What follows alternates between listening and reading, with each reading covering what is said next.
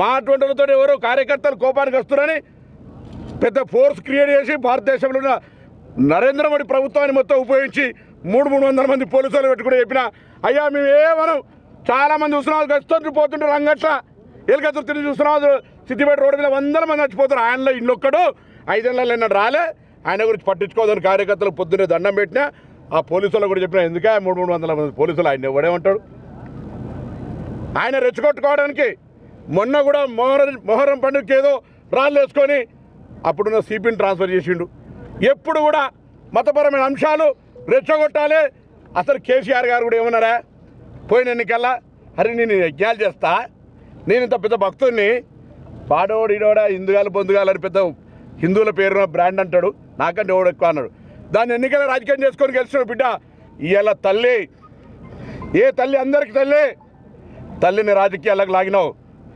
నేను ఈ తెలంగాణలో తల్లులందరినీ కోరుతున్నా వాళ్ళ భారతీయ జనతా పార్టీ నాయకత్వాన్ని కోరుతున్నా. నా తల్లి ఇలా క్షోభిస్తుంది మనసు బాధపడుతుంది మా అమ్మది ఏడుస్తుంది.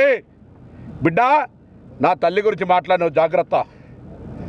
ఆవేదనతో చెప్తా ఉన్నా. నిన్న మొన్న నాకు తెలుసు మా మిత్రులంతా మాట్లాడితే ఒక్కొక్క రోజు రాత్రి నిద్రపోలే. అటువంటి పరిస్థితుల్లో మా అమ్మకు మీరు అందరూ తెలుసు కదా కుటుంబం మా కుటుంబం నేపథ్యం. వాడు నా తల్లి గురించి మాట్లాడతాడే మళ్ళీ పేపర్లలో వాట్సాప్లలో అమ్మ పేరు రాజకీయం చేస్తుంది. నేను అన్న అమ్మ పేరు తీసినా ఎప్పుడన్నా ఇన్నిసార్లు ప్రెస్ కాన్ఫరెన్స్ చేసినాం ఎవరన్నా ఎక్కడైనా కుటుంబ సభ్యుల పేరు తీసినామా?